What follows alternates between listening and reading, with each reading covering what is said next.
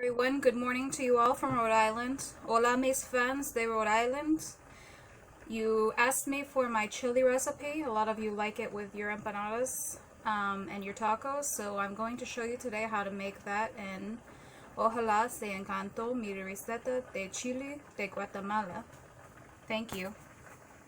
So these are the ingredients that you're gonna need to make my chili that you guys love so much. You asked me, here it is. You're going to need 5 tomatoes. Doesn't matter the kind of tomatoes that you want to use. I use plum tomatoes because when you boil them, they just get softer faster. You can also use the beefsteak or whatever one, just depends on the amount. 5 is usually the amount that I use, and it lasts me about a week worth of chili, excuse me. You're going to need 1 mil tomate. Looks like that. It's not a green tomato. It's called mil tomate. 2 scallions, a handful of salt, and I'll show you how much in a minute as soon as I get my camera on my tripod. That way you have an estimate. Usually when I do my recipes lately, I don't really do the measurements. I kind of just have them down in my head, so I'll show you that in a minute. You're going to need vinegar, apple cider vinegar.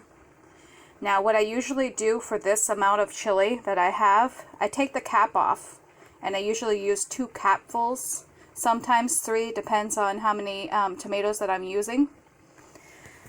And you have your choice of chilies. I like my stuff spicy. I've been making the chili that I've been doing lately a little bit spicier than I was before. So this is what I usually do personally for me. I use 4 serranos and 1 habanero for the amount of tomatoes that I showed you. 5 tomatoes, 1 mil tomate. You can, if you really like spicy, you can use just the 4 habaneros themselves, or a little bit milder, you can use just the serranos themselves. So again, if you want spicy, just habanero, mild, just serrano. Or if you want like a little mix in between, just add a habanero to the serranos and you should be good. So basically all you're going to be doing, and I'll show you again in a minute, you're going to dice your onion fine. Same thing with your scallions. Dice them fine and throw them in a bowl. They don't go in together with the tomatoes, okay? What you're going to need a cooking pot or a saucepan. Doesn't matter the size, just enough to be able to fit the tomatoes in it. And you're going to put the tomatoes, the mil tomate, and whatever chilies that you use to boil. And I'll show you what I've had these going right now for about 15 minutes. I used exactly the same recipe I told you. 5 tomatoes, 1 mil tomate, 1 habanero, 4 serranos. All you're waiting for the tomatoes to get soft. Like I said, usually about 15 minutes. You don't have to watch it, it cooks itself. When they're done boiling, shut it off. Mine aren't done yet. We'll come back to that in a minute, but I'll show you what they look like when they're finished. Hi everyone, so I sliced up my onions and my scallions already. Don't get too picky, you don't have to worry about the size of them. Everything's personal preference, but I wanted to mention I got so excited about sharing this recipe with you that I forgot to mention that I also put cilantro in it. You just need to grab a handful, wash it well, and cut it up fine. I have my vinegar already ready, and I'll show you how much salt that you're going to be needing so that we can move on to the next step. Since my tomatoes are done, I'll bring you over here quick. You'll have the frothy stuff on the top of the tomatoes, don't worry about it. But my tomatoes are done, so we'll move on, like I said, to the next step, and I'll show you what you need to do next. Okay everyone, so now that your tomatoes are cooked, this is basically what you're going to be doing. I have the tomatoes right here. I took off my blender top just so I could show you better. Just scoop the tomatoes out of the water. You don't want to put the water in there. If a little bit gets in there, don't worry about it. That's what the vinegar is for, to make it easier so that it blends. We'll just finish doing this quickly so we can get on to the next step.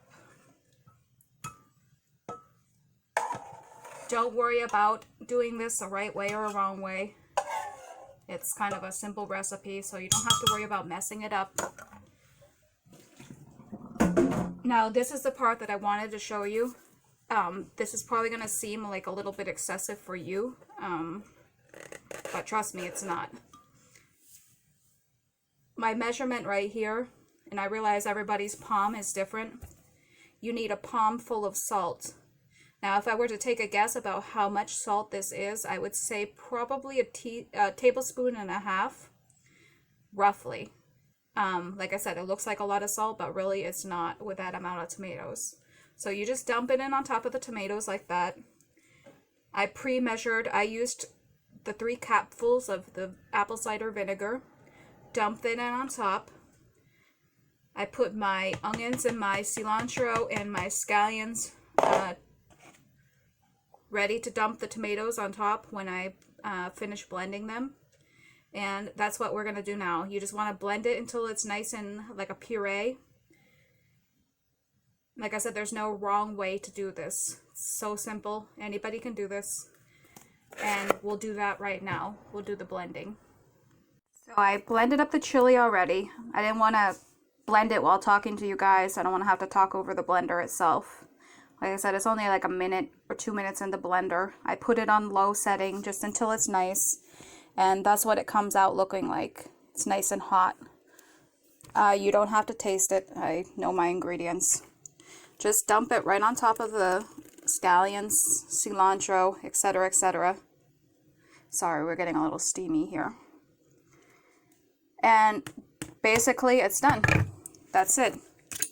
Give it a good stir to mix all the onions and stuff like that.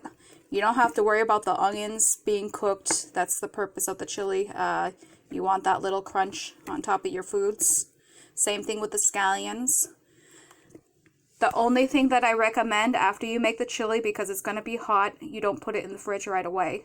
Let it cool down to room temperature, and then you can put it into the fridge. But you can also use it right away if you needed it for your dinner. So I hope you enjoy your recipe. I've got a few more coming soon. I've been working on them. Have a good day. Gracias.